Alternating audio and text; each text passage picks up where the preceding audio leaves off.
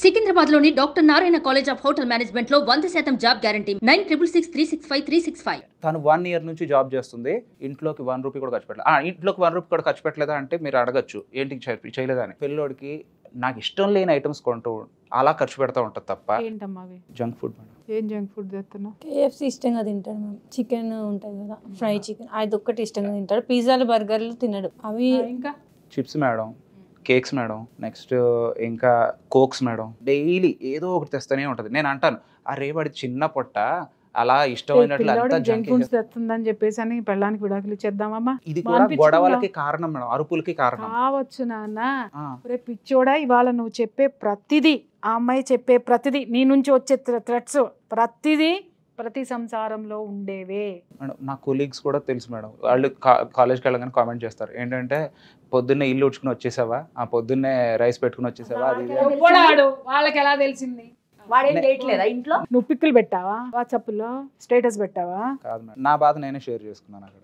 ఎవరు ఎంతమంది ఇల్లు ఊడ్చుకోవట్లే? ఏమి మొగుడు చేత ఇల్లు ఎందుకు ఊడిపిస్తున్నావు? ఏం ఊడవలేవా? నడు వంగట్లేదా? నేను చేస్తాను.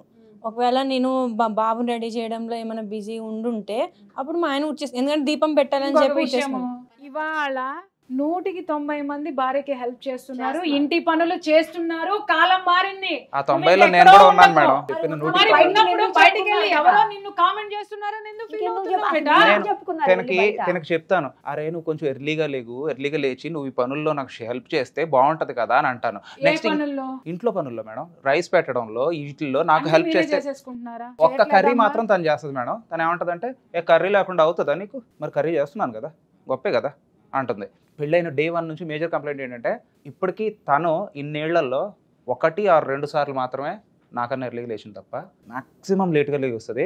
నేనేమనుకున్నానంటే, మేబీ జాబ్ వచ్చాక మనిషి మారుద్ది, అప్పుడైనా రెస్పాన్సిబుల్ వర్కింగ్ ఉమెన్ అయితే ఎర్లీగా లెగుస్తుంది అనుకుంటాను.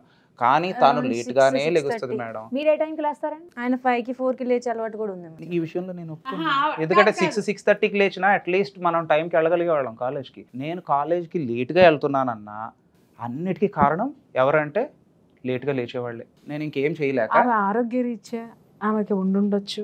అదే అంది. ఇందాక తను చెప్పిన ఒక పాయింట్, అసలు వెరీ స్టార్టింగ్లో ఏమన్నా మీరు అడిగారు గుర్తుందా, ఆ అబ్బాయికి జాబ్ ఇష్టమా, వాళ్ళ పేరెంట్స్కి జాబ్ ఇష్టమా అని. అక్కడ చిన్న కాంట్రడిక్షన్ ఉంది మేడం. ఏంటంటే, మ్యారేజ్కి ముందు నాకేం చెప్పారంటే, అమ్మాయి జాబ్ చేస్తుంది, చాలా ఇష్టం. నేనేం దాచలేదు. నేను అన్నాను, వర్కింగ్ ఉమెన్ అయితేనే నాకు ఇష్టం, ఎందుకంటే రెస్పాన్సిబుల్గా ఉంటుంది, వర్క్ చేయాలి అని. అప్పటికి తనకి జాబ్ లేదండి.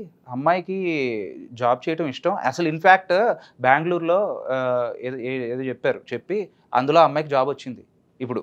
బట్ మీ మ్యారేజ్ కోసం ఇప్పుడు ఆపుతున్నాము. ఎనీవేస్ మ్యారేజ్ తర్వాత అమ్మాయి జాబ్ చేయడం కన్ఫర్మ్ అని అన్నారు. అంటే అమ్మయ్యా అని చెప్పేసి నేను చాలా రెస్పాన్సిబుల్ ఉమెన్ చేసుకున్నాను అని చెప్పేసి అనుకున్నాను. ఆ తర్వాత ఎన్ని ఇయర్స్ పట్టింది తనకు జాబ్ తెచ్చుకోవడానికి? 6 years పట్టింది. సో 6 yearsలో ఆమెకి జాబ్ లేదని మీరు ఆమెను అర్థం చేసుకోలేకపోయారా? జాబ్ లేదని డిసప్పాయింట్ అయ్యాను మేడం. జాబ్ లేనందుకు కూడా పోనీ నేను సరే. సుమన్ టీవీలో మీ పర్సనల్ అండ్ బిజినెస్ ప్రమోషన్స్ కోసం కింది నెంబర్కి కాంటాక్ట్ చేయండి.